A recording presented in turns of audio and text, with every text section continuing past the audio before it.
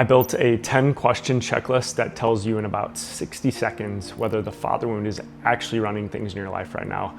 I'm going to walk you through every single question with you right now together. Most father wound content gives you the theory, the psychology, the framework, and then the science of how it forms.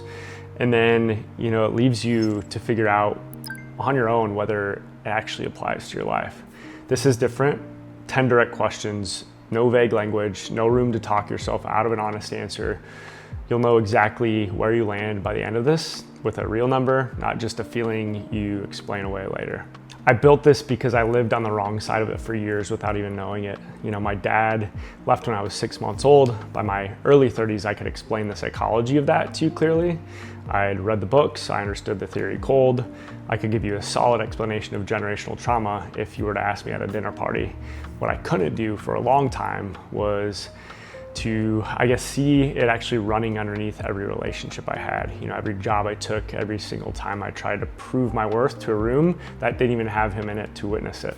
That's the gap nobody really talks about, understanding a wound intellectually and having that same wound actually run your day-to-day decisions are two completely different things. You can live in that gap for decades without ever once noticing it's there because intellectually, you've already dealt with it, at least on paper. This checklist exists to catch that exact gap, not the theory you already know, the actual behavior you're still quietly running underneath it. 10 questions, 3 sections. How do you handle authority? How do you handle relationships? And how do you handle your own sense of worth? Answer honestly as we go, out loud or just in your head. Doesn't matter which. By the end, you'll have a real number and I'll tell you exactly what to actually do with it. Question 1, do you either overperform for authority figures, bosses, mentors, older men in general, or quietly resent every single one of them with basically no in-between setting available to you? Question 2, when someone in that kind of position gives you feedback, does your first internal reaction before you've even fully processed what they actually said feel like a threat, like you need to defend yourself immediately? Question 3, have you ever chosen a worse opportunity specifically because it meant not having the answer to somebody directly? Now, if 2 or more of those landed for you, mark it.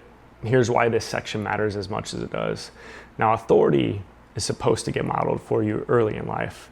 A father figure who's steady, who corrects you without shaming you for the mistake, who you can actually trust to have your back even in the moments he's disappointed in you. When the space stays empty or gets filled with something inconsistent instead, you just don't grow up without a good model for it. You grow up negotiating with the absence itself. Every single time you find yourself in a room with somebody in that role, some men resolve that gap by trying to win every authority figure over completely, permanently, like it'll finally settle something that's been unsettled since childhood. Other men resolve it by refusing to let anyone hold that kind of power over them ever again, in any context for the rest of their life. Both of those are the exact same wound, just wearing different clothes. I've watched this play out clearly with men I've talked to. Yes, one guy specifically switched jobs 4 times in 6 years, every time right after a manager started actually mentoring him closely.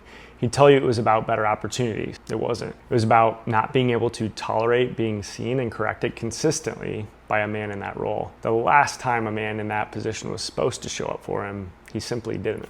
Now, when you hear that, notice what's landing right now.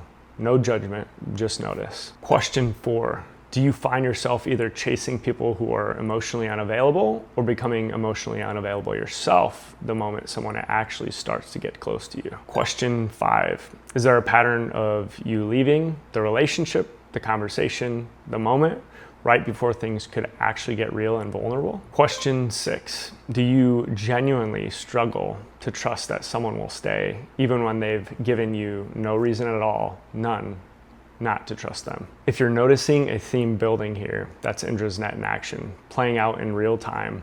The wound doesn't stay contained to one relationship, roped off neatly and separate from the rest of your life. It ripples through every relationship that comes after it. Romantic partners, friendships, even how you end up in relating to your own kids if you have them one day. A man who never had a reliable presence to depend on early in life often builds one of 2 strategies without ever consciously choosing either one. He either makes himself impossible to leave through a constant overgiving and overperforming and over-explaining, or he leaves first every single time, so it can never be done to him the way that it once was before. Both strategies technically work in the sense that they protect you from the original pain. They just cost you the actual relationship in the process every time without exception. And the frustrating part is that from the outside, both strategies look like something else entirely. The overgiver looks generous and the one who leaves first looks independent. Neither label is the truth. Both are the same fear managed in two different ways. Question 7. Does your sense of worth spike and crash entirely based on your last win or your last failure with nothing steady underneath either one? Question 8. Do you feel like you have to earn rest, earn love, earn a place in the room? Like none of it is just simply given to you the way it is for other people. Question 9.